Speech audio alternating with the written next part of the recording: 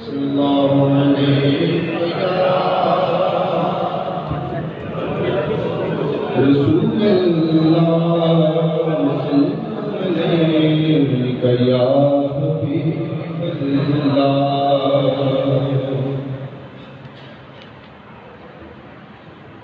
حضور میری تو ساری بہار سے ہے حضور میری تو ساری بہار سے ہے میں بے قرار میرا قرار آپ سے ہے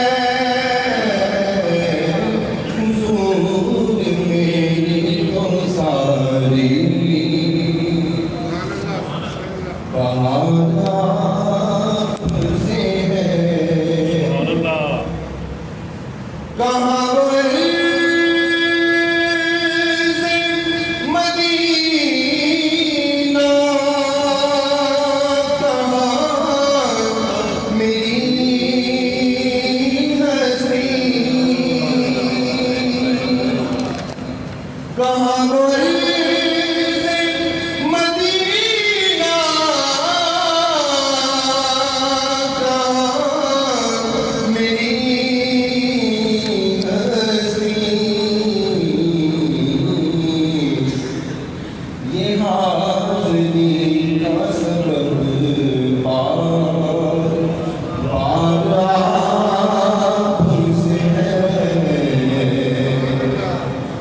میں بے قرار تھا میرا قرار آپ سے ہے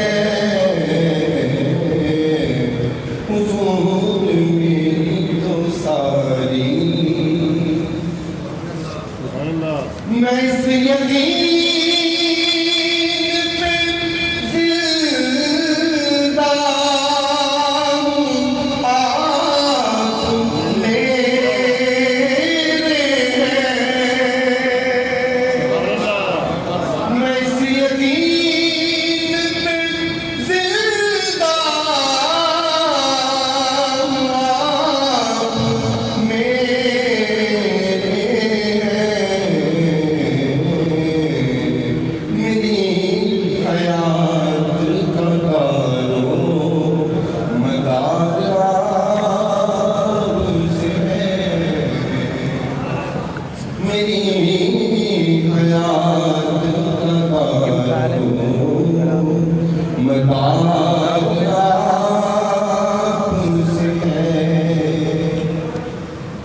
میری تو ہستی ہی کیا ہے میرے غریب نواز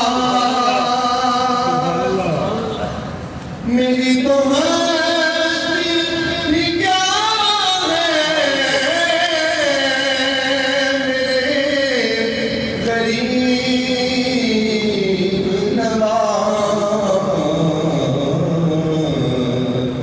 جو مل رہا ہے مجھے سارا پیار آپ سے ہے میں بے قرار تھا میرا قرار آپ سے ہے حضور میری تو ساری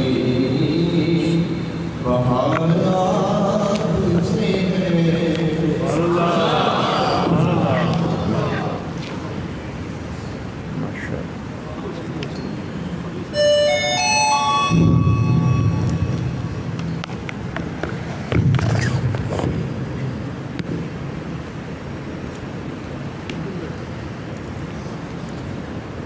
نحمده ونصلي ونسلم على سيدنا ومولانا وملجأنا ومأوانا محمد نبي الأمين المكين الحنين الكريم الرؤوف الرحيم. أما بعد فأعوذ بالله من الشيطان الرجيم. بسم الله الرحمن الرحيم. قال الله تبارك وتعالى في القرآن المجيد: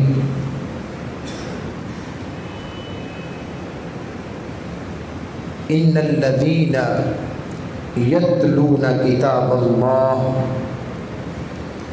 وأقاموا الصلاة وأنفقوا مما رزقناهم سرا وعلانية يرجون تجارة لن تبور ليوفيهم أجورهم ويزيدهم من فضله إنه غفور شكور. وقال الله تبارك وتعالى في المقام الآخر: فبشر عباد الذين يستمعون القول فيتبعون أحسنه أولئك الذين هداهم الله وأولئك هم أولو الألباب. صدق اللہ مولانا العظیم وصدق رسولہ النبی الامین الکریم.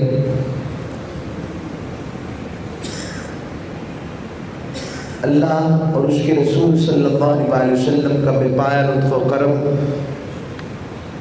توفیق اور رحمت اور عنایت کہ اس اللہ جل مجدہ نے ہمیں رمضان مبارک کی قربت و مالی سعادتیں شعبان المعظم عطا فرمائی ہیں. رمضان بس آیا کھڑا ہے. اللہ کی رحمت، مغفرت اور دوزخ سے آزادی کی لوٹ سے لگنے والی ہے. لوٹ سے اعمال حسنہ پر اجر وافر اور وفیر اس کا اجرا ہونے والا ہے. تو اس کی آمد سے قبل کچھ تیاری پاس ہو تاکہ اس سے خود کو مستفید کر سکیں، مہمان کی مہمان نوازی کر سکیں، رب کی قربت معیت کا اہتمام کر سکیں، آقا صلی اللہ علیہ وسلم کی نسبت عشق کی خیر پا سکیں. تو اسی حوالے سے جو مضمون چل رہا تھا وہ قرآن مجید فرقان حمید کے حوالے سے تھا. قرآن اور ہم. قرآن وہ کتاب لم یزل ہے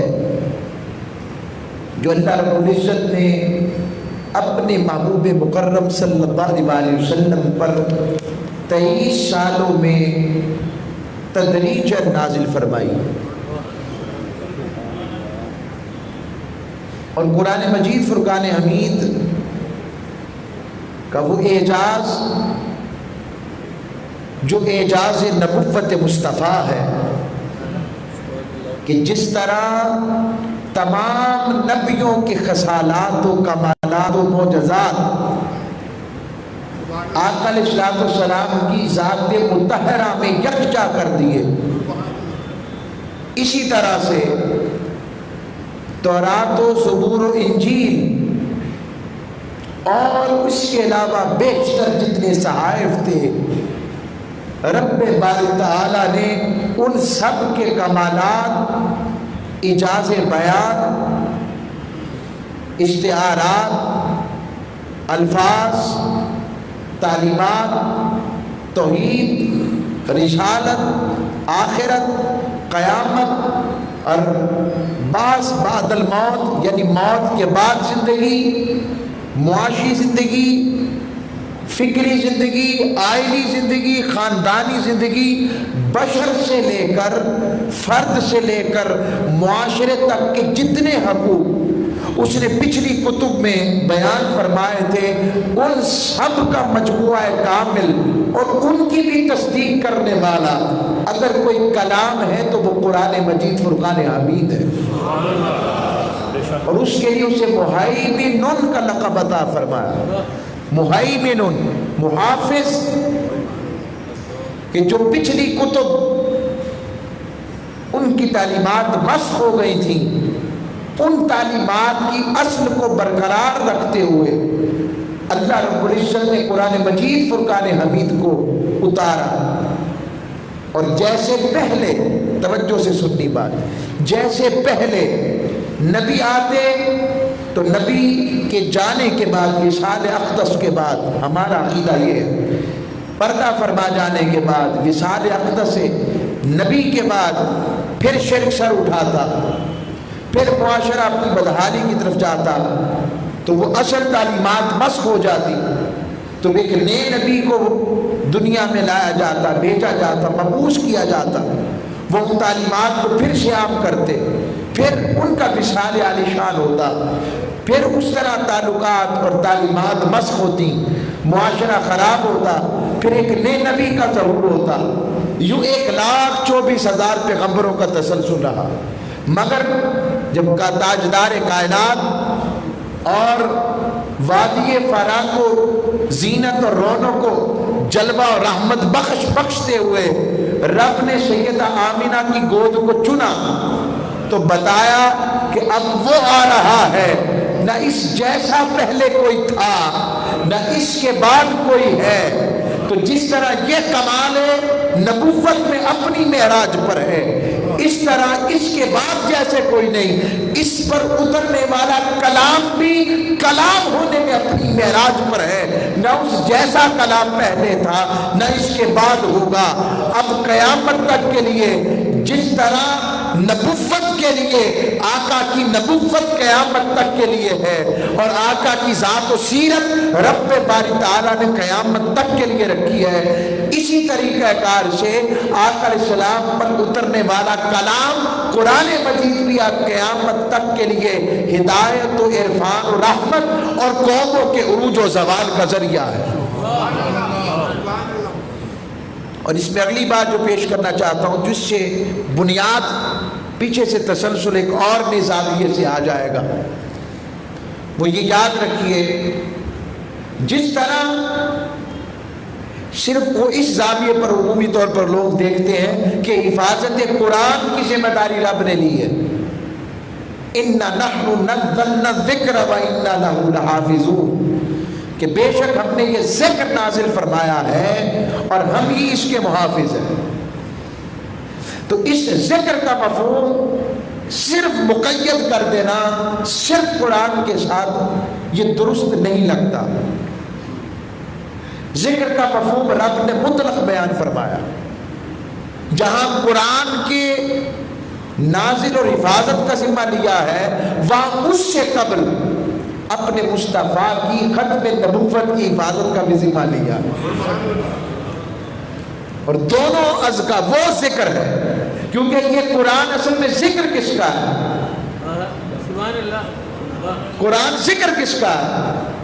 کس کی سیرت کا بیان، کس کے اوصاف کا بیان، کس کے اخلاق کا بیان، کس کے کردار کا بیان، کس کے شمائل کا بیان، کس کے خصائل کا بیان، کس کے خصائص کا بیان، کس پر عطاؤں کا بیان، کس کے حسن کی بات، کس کے جمال کی بات، کس کے کمال کی بات، کس کے چلنے کی بات، کس کے بولنے کی بات، کس کے بیٹھنے کی بات، کس کے آنے کی بات، کس کے جانے کی بات، اور جا کر بھی کہیں نہ جانے کی بات، وہ کس کے لیے ہے؟ جس کا رب تذکرہ کر رہا ہے۔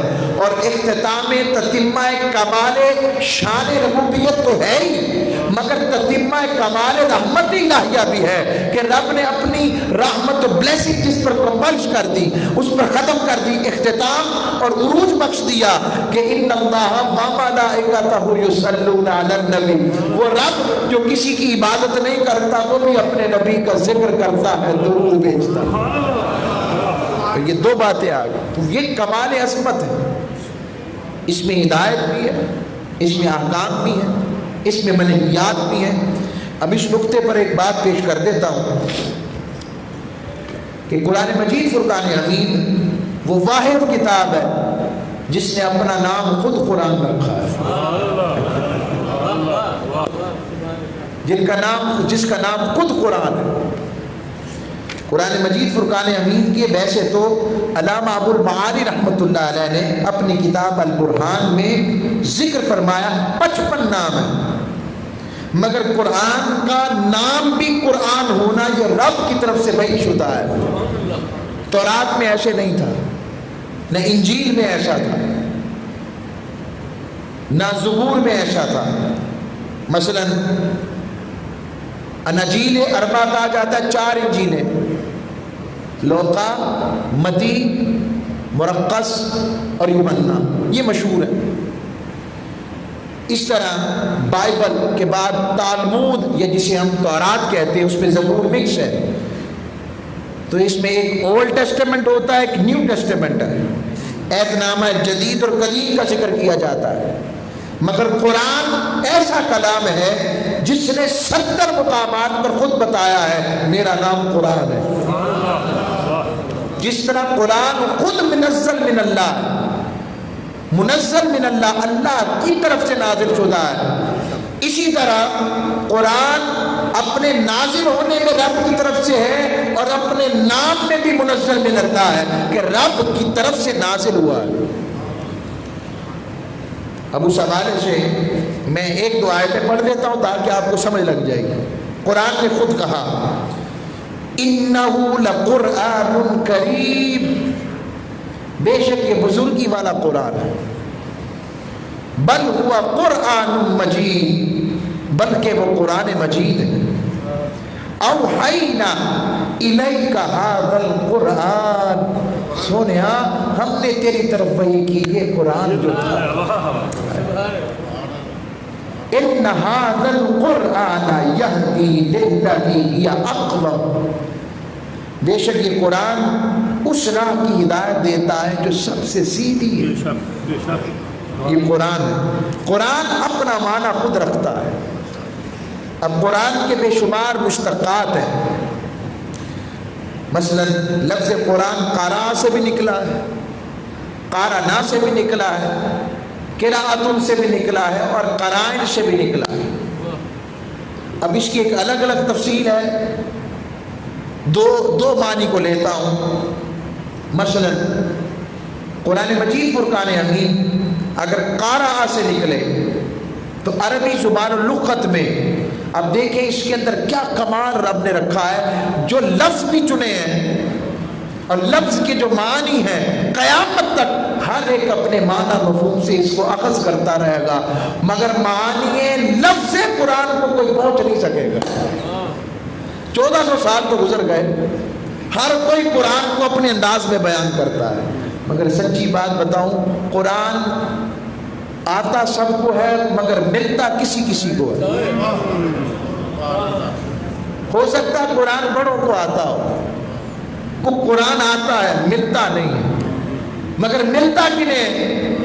ملتا انہیں جس کی مثال دیتا ہوں۔ اب لفظ آیا حروف مقطعات میں سے، کاف ہا یا عین صاد، آیا کہ نہ آیا؟ اب عاشقوں سے پوچھا وہ کیا کہتے ہیں، تاجدار بریلی سے پوچھا آپ بتائیں یہ کیا ہے، انہوں نے کہا وہ بتاتے ہیں۔ قرآن ملتا کہ نہیں؟ کہا کاف گیسو، کاف گیسو، نہ خمیدہ نہ سیدھے، کاف گیسو، ہا دہن، یا ابرو، یا ابرو آنکھیں، عین صاد۔ قرآن کنہیں ملتا ہے؟ کاف گیسو، میرے پاس قلم تو ہے، اگر آپ کوئی لکھ سکے تو میں بھی دکھاتا آپ کو ایک ایک لفظ کے ساتھ کوئی حضور. کاف ایسے، یہ دیکھیں کاف ایسے کاف ہوتا ہے نا، وہ ڈنڈے والا کاف، تو دیکھیں نہ خمیدہ ہے نہ سیدھا ہے، دیکھنے میں خمیدہ ہے مگر ہونے میں سیدھا بھی. کاف ہو گیا ہاں، یہ ہاں، یہ دیکھیں نا دانت ایسے، ہاں. یا ایسے کیسے لکھتے ہیں یا، یہ دیکھیں یا. آئین، وہ آنکھ کی جو اندر جو پتلی ہے آئین. صاد، بادام کی مانند آنکھ ہو گئی. آگے آپ سن، کاف ہا یا عین صاد، ان کا ہے چہرہ نور کا، ان کو کچھ اور دکھتا ہے. تو پوچھا رب سے مالک قرآن بھی کسی کو ملتا ہے؟ کہاں، جو میرے محبوبوں کو ملنا چاہتا ہے اور محبوبوں کے لیے پڑھتا ہے قرآن انہیں ملتا ہے، ورنہ قرآن پڑھتا ہر کوئی ہے. تو قارا کا لفظ پہلا جو مشتق ہم نے لیا اشتقاق، تو اس کا مطلب ہے قارا الماء فی الحوض، کہتے اس نے حوض میں پانی جمع کر دیا. اس لحاظ سے قرآن کے دو معنی ہیں. پہلا معنی اس کے تاریخی اعتبار سے آ گیا، دوسرا معنی اس کے قائم ہونے پر کہ وہ کتاب جسے جمع کیا گیا، جو گریجولی تدریجاً اتری، آہستہ آہستہ کئی سالوں میں میرے مصطفیٰ پر اتری. لانے والے جبریل 44,000 مرتبہ یا 41,000 مرتبہ جبریل مصطفیٰ کی قربت میں آئے ان 23 سالوں میں. اب اس پر ایک علیحدہ عشق محبت کی ایک اور شاخ کھل جاتی ہے.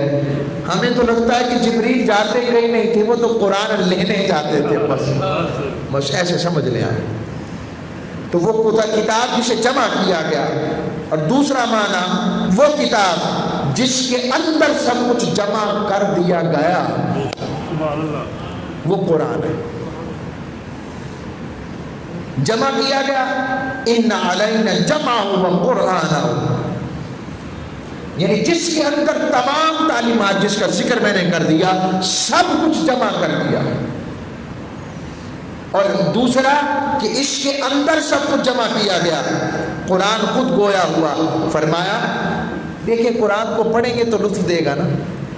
تو اب دیکھیں وَنَزَّلْنَا عَلَيْكَ الْكِتَابَ تِبْيَانًا لِكُلِّ شَيْءٍ، اے محبوب ہم نے آپ پر ایسی کتاب نازل کی ہے جس میں ہر شے کو، جملہ توجہ سے سننا دھیان سے، ہر شے کو رب فرماتا ہے تفصیل سے بیان فرما دیا.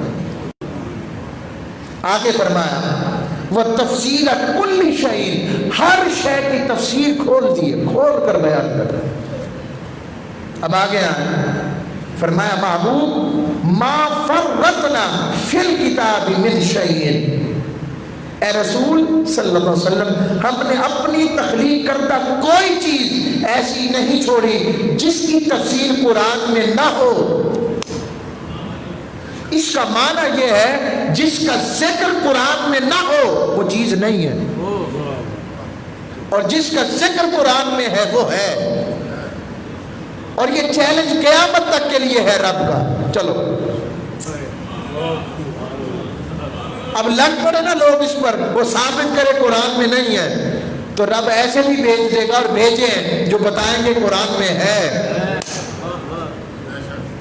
پھر فرمایا وَلَا رَطْبٍ وَلَا يَابِسٍ إِلَّا فِي كِتَابٍ مُبِينٍ، اس کائنات میں کوئی خشک و تر چیز نہیں ہے جس کا بیان کلام مجید میں موجود نہ ہو. ہر خشک و تر شے کا ذکر. ایسے ایک نکتہ گیا، یہ تو علم قرآن ہے، جس نے اس علم کی تشریح کی ہوگی اس کا علم. بھئی میں استاد ہوں مثال کے طور پر، ایسے ہی چھوٹا بچہ پڑھاتے ہیں کالجز میں اسکولز میں، تو جب پڑھاتے ہیں تو ہمارے اندر ایک بولی ہوتی ہے ٹیچرز میں کہ استاد کو ہوتا ہے جو کتاب سے زائد جانتا ہو. کتاب والا تو بچہ پڑھ رہا ہے، مگر اگر اس کی گرپ نہیں ہے، اس کی گرفت نہیں ہے، تو وہ پڑھا نہیں سکتا آج کے بچوں کو۔ تو یہ بات آج کے لیے ہے تو تب، اور جس کے لیے قیامت تک جس جیسا کوئی معلم نہیں ہوگا، اور بالکل رب کہے وَيُعَلِّمُكُمُ الْكِتَابَ وَالْحِکْمَةَ، خالی یہ نہیں کہا کہ کتاب تلاوت کرتے ہیں، تلاوت کی اجازت و شان تو جدا ہے، کہ اس کتاب و حکمت کی تعلیم دیتے ہیں جنہیں تم نہیں جانتے۔ تو مالک ہم تو قرآن کو بھی نہیں جانتے، کہ اس کا علم اپنی جگہ ہے، جو علم دینے والا ہے اس کا علم اس سے کچھ آگے ہے۔ اچھا، ایسے ہی قرآن کے صدقے ایک اور بات نصیب ہو گئی، ایسے پلٹ کر میں نے کہا نا قرآن دیتا ہے، اس لیے رب باری تعالیٰ نے، رب کو ہمارے ظروف کا بھی پتا تھا، ہمارے برتنوں کا بھی پتا تھا، اور اللہ کہتا لا یکلف اللہ نفسا الا وسعها، اللہ کسی جاندار پر اس کی نفس سے زیادہ تکلیف یا بوجھ نہیں ڈالتا، بوجھ نہیں ڈالتا۔ اب قرآن کے ظرف کی بھی ایک انتہا تھی، رب نے اس لیے معراج کی شب حضور کو بلایا تو تفصیلاً ذکر نہیں کیا، کیونکہ آگے مجدہ انسان کو سنانا تھا، بس اشارے میں بات کر کر بتائی کہ کچھ اور بھی ہے جو مصطفیٰ جانتے ہیں یا رب جانتا ہے، اور اس کا اشارہ دے دیا فَأَوْحَىٰ إِلَىٰ عَبْدِهِ مَا أَوْحَىٰ، اس نے اپنے بندے سے باتیں کی جو کی تمہیں کیوں بتائیں۔ اس کا مطلب کہ قرآن صاحب قرآن کا ظرف قرآن سے بڑھ کر تھا، یہ ایسی عطا ہوئی بات، قرآن کا اپنا ظرف ہے مگر قرآن بتانے والا سمجھانے والے کا ظرف اس سے بڑھ کر تھا، تبھی تو رب نے کھول کر بتایا نہیں، بس بتایا۔ وہ آپس کی باتیں تھی، نہ تم سمجھ سکتے ہو نہ سن سکتے ہو، بس باتیں کی جو مصطفیٰ نے اپنے رب سے باتیں کرنی تھی، رب نے مصطفیٰ سے کی، مصطفیٰ نے رب سے کی۔ بل جاؤ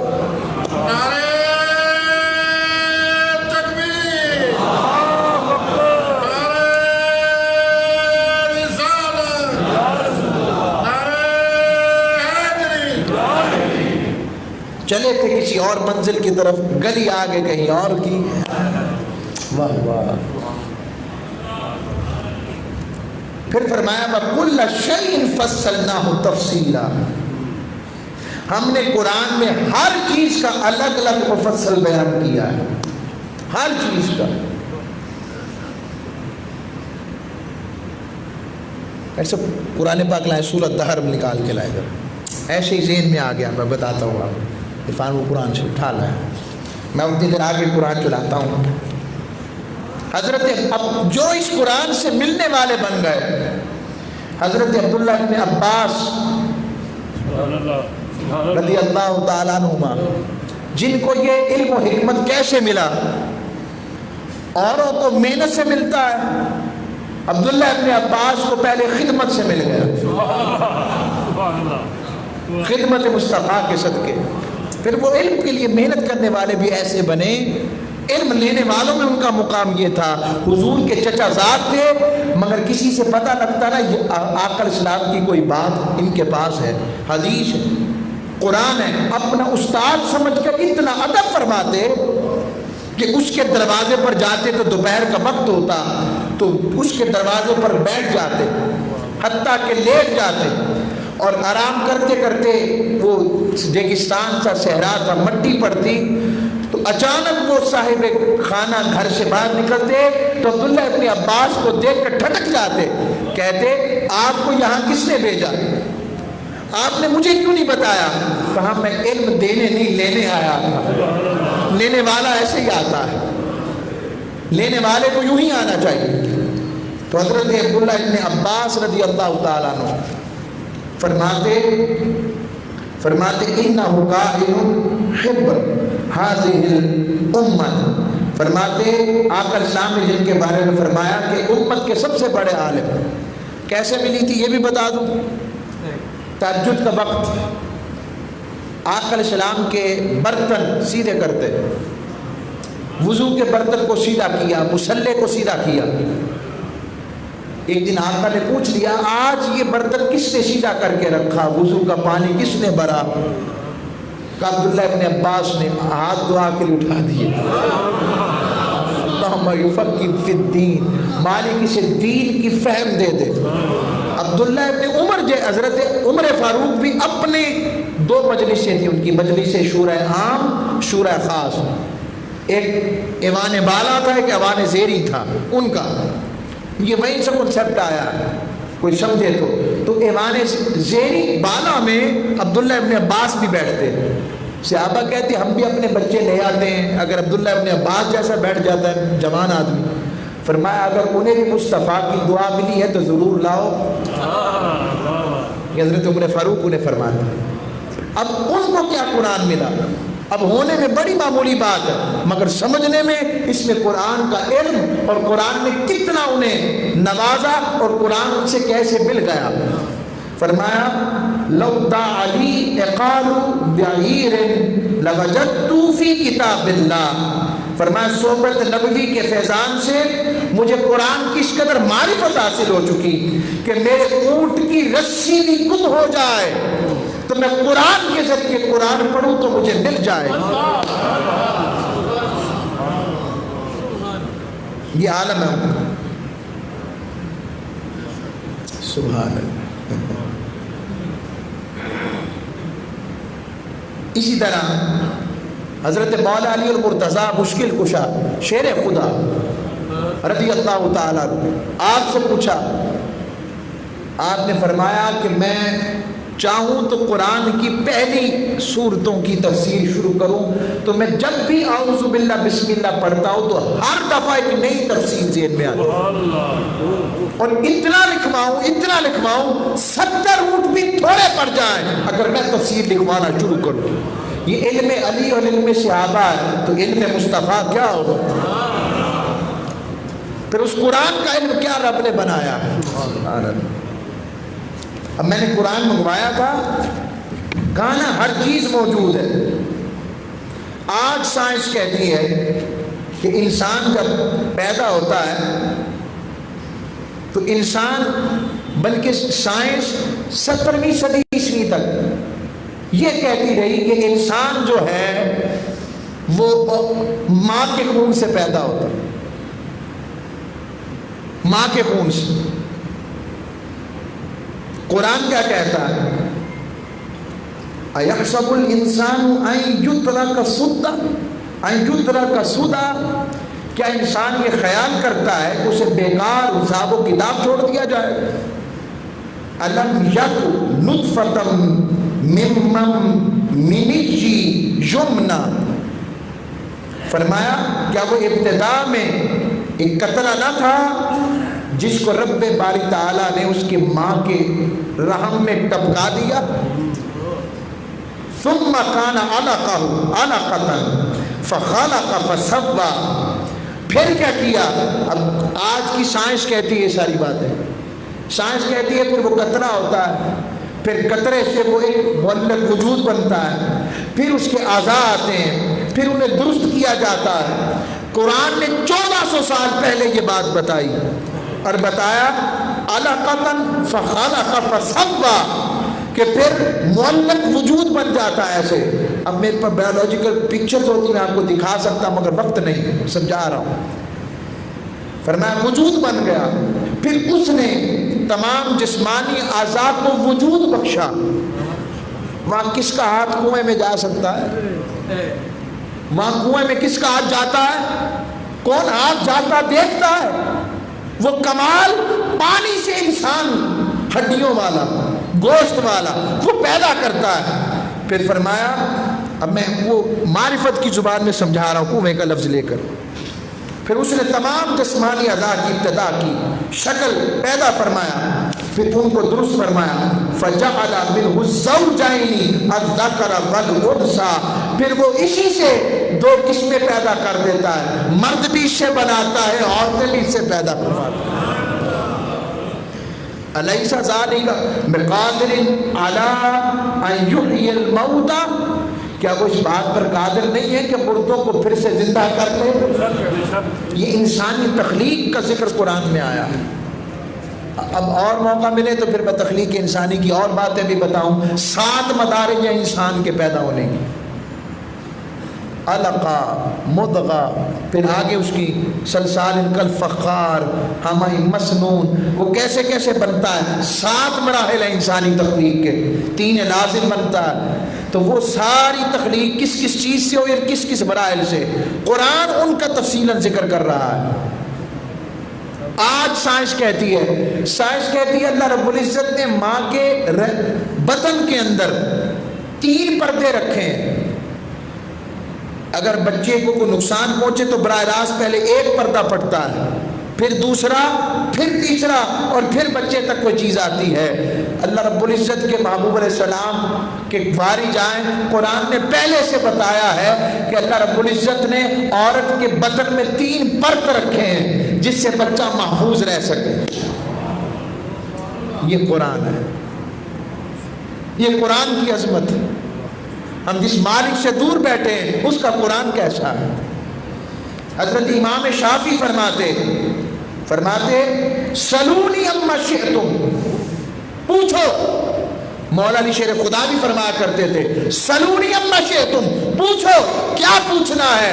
آسمانوں کی بلندیوں کے بارے میں پوچھنا ہے یا زمین کی نہا خانوں کے بارے میں پوچھنا ہے؟ جو پوچھو میں بتاؤں گا۔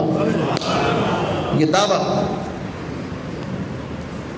حضرت امام شافعی بھی فرماتے ہیں ان کے صدقے کہ پوچھو کیا پوچھنا چاہتے ہو۔ حضرت سعید بن جبیر فرماتے آج تک مجھے آقا کی کوئی حدیث نہیں ملی جس کا واضح مصداق اور دلیل میں نے قرآن میں نہ پائی۔ اب اسی قرآن سے اگلا آ گیا قرات کا لفظ۔ قرآن کو اس لیے بھی قرآن کہتے ہیں کہ یہ سب سے زیادہ کائنات میں پڑھی جانے والی کتاب ہے۔ آج بھی سب سے زیادہ جس کتاب کی جسے پبلش کیا جاتا ہے، پڑھا جاتا ہے، خریدا جاتا ہے اور بیچا جاتا ہے، چلے کتاب کے حوالے سے میں اس زبان میں بات کر رہا ہوں۔ ہم تو اسے ہدیہ کی صورت لفظ استعمال کرتے ہیں، مگر سمجھانے کہ دنیا بھر کے اندر اپنے بھی پڑھتے ہیں، غیر بھی پڑھتے ہیں، کائنات میں سب سے زیادہ پڑھے جانے والی کتاب آج قرآن مجید فرقان حمید ہے۔ حالانکہ 7 ارب کی آبادی میں صرف 1.5 ارب مسلمان ہیں، باقی سب دوسرے ہیں، مگر اس کے باوجود جو کتاب اپنے پبلش ہونے میں اور بکنے میں سب سے اعلیٰ ہے، میں وہ لفظ بار بار اس کو اور معنی میں نہ لے، صرف سمجھانے کے لیے کہ وہ بکنے کے معنی میں، بیچے جانے میں، خریدنے میں اور پڑھے جانے میں جو کتاب سب سے زیادہ پڑھی جاتی ہے اور چھاپی جاتی ہے پھر اس کو بیچا جاتا ہے، وہ قرآن مجید فرقان حمید ہے۔ اسی طرح جب پڑھنے سے بات آ گئی تو جہاں قرآن مجید فرقان حمید کی بے شمار کرم نوازیاں ہیں، مثلا ہر عبادت کی اپنی اپنی شان ہے، عبادات کی نوعیتیں جو جسمانی، مالی، انفرادی، اجتماعی عبادات کی صورت میں بٹی ہوئی، کسی کا مقصد تہذیب نفس و تعمیر اخلاق ہوتا ہے، کسی سے احسار و سرفروشی کی تربیت دینا مقصود ہے، کسی عبادت سے دوسروں کی ہمدردی اور غم گسار بنانا مقصود ہے، کسی عبادت کا فائدہ مسلمانوں کو اجتماعیت کی شان بخشنا مقصود ہے۔ تو وہ ملکی سطح کے علاوہ بین الاقوامی سطح پر بھی مسائل پر غور کرنے کے قابل بنانا مقصود ہے۔ اپنے مقصود اور مدعا کے لحاظ سے جس طرح عبادات مختلف ہوتی ہیں، اسی طرح اپنے درجات اور اجر و ثواب کے لحاظ سے ان میں نمایاں تفاوت یعنی اتار چڑھاؤ اور کمی اور بیشی بھی پائی جاتی ہے۔ اسی طرح سب سے افضل عبادت جس کو آقا نے فرمایا عبادات الہیہ میں اگر کوئی ہے تو وہ کلام الہی کی زیارت اور کلام الہی کی تلاوت کرنا۔ آقا علیہ السلام نے فرمایا افضل عبادت امتی تلاوت القرآن، میری امت کی افضل ترین عبادت قرآن پاک کی تلاوت ہے، قرآن پاک کی تلاوت۔ اب سنیں اگلی بات جو دینے لگا، آقا علیہ السلام نے فرمایا للہ اشد اذن الی قارئ القرآن من صاحب القینۃ الی قینہ، کہ کئی لوگ کہتے ہیں کہ مجھے تو دعا کا وقت ہی نہیں ملتا، میں تو اتنا مصروف ہوا نفل ہی نہیں پڑھ سکا۔ اگر ذہن میں یہ سوال آئیں آقا کی بارگاہ سے خیر دے رہا ہوں، حضور نے فرمایا تلاوت میں مشغول رہنے کے بعد اگر بندے کو اپنے رب سے مانگنے اور دعا کرنے کا موقع نہ ملے تو اسے خصوصی اعزاز بخشا جاتا ہے کہ وہ محروم نہیں رہتا بلکہ دوسروں سے بہتر اسے عطا کیا جاتا ہے۔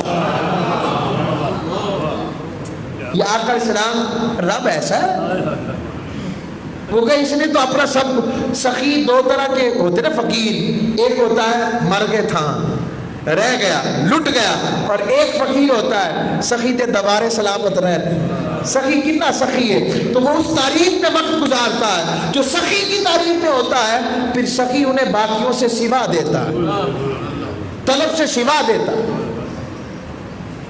فرمایا قرآن پاک کی تلاوت جس شخص کو سوال و دعا سے باز رکھے، اسے اپنی عرض پیش کرنے کا موقع نہ ملے، اسے شکر کرنے والوں کے برابر رب باری تعالیٰ اجر عطا فرماتا۔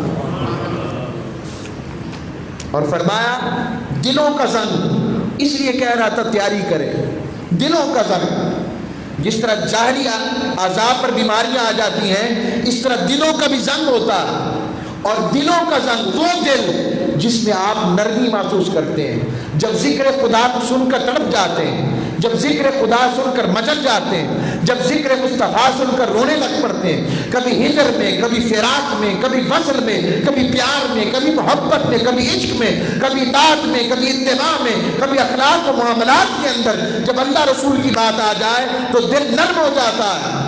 اور اگر دل نرم نہ ہو، رونا نہ آئے، تڑپنا نہ آئے، تلپنا نہ آئے تو غور کرے کہیں اس کے دل پر رب باری تعالیٰ نے مہر تو نہیں لگا دی۔ ایک بات، دوسری بات غور کرے کہ کہیں پر اس کا دل سخت تو نہیں ہو گیا۔ جیسے ہی دل کی سختی، طبیعت کی سختی کو محسوس کرے کہ رب کا کلام بھی اثر نہیں کر رہا، جو پہاڑوں پر کرے تو پہاڑ ریزہ ریزہ ہو جائے، اثر نہیں کر رہا، تو پھر اس کا قصور قرآن یا کلام کا نہیں ہے، اس سننے والے کا ہے۔ فرمایا جس طرح لوہے کو زنگ لگتا ہے اس طرح دنیا میں رہ کر ان اللہ رب العزت کے محبوب نے فرمایا دلوں کو بھی زنگ لگتا ہے۔ پوچھا آقا اس کا علاج کیا ہے؟ فرمایا تلاوت القرآن و ذکر الموت، قرآن پاک کی تلاوت کرنا اور موت کا ذکر کرنا دل کے زنگ اتارنے والی چیز ہے، یہ اتارنے والی چیز۔ اور حضرت مولا علی سے روایت فرمایا تلاوت قرآن کون سی جسمانی امراض سے نجات بخشتا ہے؟ فرمایا 3 چیزیں حافظہ کو تیز کرتی ہیں اور بلغم سے نجات دلاتی ہیں۔ پہلی مسواک، دوسرا روزہ، اور تیسرا تلاوت قرآن۔ رمضان بھی آ رہا ہے، اور جب قرآن کوئی پڑھتا ہے فرشتے وہاں حاضر ہوتے ہیں، فرشتے حاضر ہوتے ہیں۔ سبحان اللہ۔ اب اس پر بے شمار آیات موجود ہیں جس پر میں بات طرز تلاوت کے اوپر میں زور ضرور دوں گا۔ طرز تلاوت پر، ایکسنٹ آف تلاوت۔ دنیا کے اندر، عرب کے اندر ترتیل، تدویر اور حضر 3 قسم کے ٹائپس ہیں تلاوت کی۔ حضر کہتے ہیں جو آپ تراویح میں پڑھتے ہیں، اور اس کا سٹینڈرڈ سائز جو ہے وہ جو کعبۃ اللہ میں پڑھا جاتا ہے وہ حضر ہے۔ تدویر تا دال واو یا را، یہ وہ قرآن کا طریقہ ہے جو ہم نماز میں پڑھتے ہیں، اس سے ذرا سلو سپیڈ میں۔ اور ترتیل وہ ہوتا ہے جس میں ہم محافل میں جب قرآن پاک جیسے حضرت عبد الباسط الصمد رحمۃ اللہ علیہ تلاوت فرماتے ہیں یا قرآن کرتے ہیں ٹھہر کر، وہ ہے۔ پاکستانی طریقہ کہیں نہیں ہے، یا لمن تالمن یا لمن تالمن یا لمن تالمن، بس۔ آقا اسلام نے فرمایا قرآن کی آیت دیتا ہوں، فرمایا وقال الرسول یا ربی ان قوم اتخذوا هذا القرآن مہجورا. آقا فرمائیں گے اے میرے رب یہ میری قوم تھی جس نے قرآن کو چھوڑ دیا تھا. آقا علیہ السلام فرمایا قرآن کو ٹھہر ٹھہر کر پڑھنا، شعروں کے انداز میں تیز تیز اور حروف کو کاٹ کر پڑھنا ممنوع اور حرام ہے. یہ حضرت عائشہ صدیقہ میں ایک شخص کو اس طرح قرآن پڑھتے ہوئے سنا تو خود فرمایا اس شخص نے قرآن بھی نہیں پڑھا اور چپ بھی نہیں رہا، کہ اس کا قرآن کوئی نہیں ہوا اور چپ بھی نہیں رہا. یہ میں نہیں کہہ رہا، سیدہ عائشہ صدیقہ فرما رہی ہوں، ان سے پوچھا. ہمارے ہاں کتنے چھیتی کی رات ختم ہوتی ہے اتھے جاؤ، صبح کام پہ بھی جانا ہوتا ہے، کوئی شک نہیں. تو پتہ نہیں وہ قبر میں ہی آ جائے تو کیا کر لیں گے، کوشش کرنے میں کیا حرج ہے. آؤ قرآن سے تعلق جوڑو. قرآن وہ چیز ہے جو اس سے تعلق جوڑے گا قبر میں بھی اور حشر میں بھی اور دنیا میں بھی. صرف اسے ثوابی نہ رکھیں، اس پر عمل والے بنیں، ورنہ حضور کی بارگاہ میں، رب کی بارگاہ میں کھڑا ہو گیا کہ انہوں نے میرے ساتھ یہ سلوک کیا تو کہاں جائیں گے. اور اگر خوش ہو گیا تو کوئی پھر خوشی کا ٹھکانہ نہیں ہو. اللہ ہم سب کو عمل کی توفیق عطا فرمائے. وما علیہ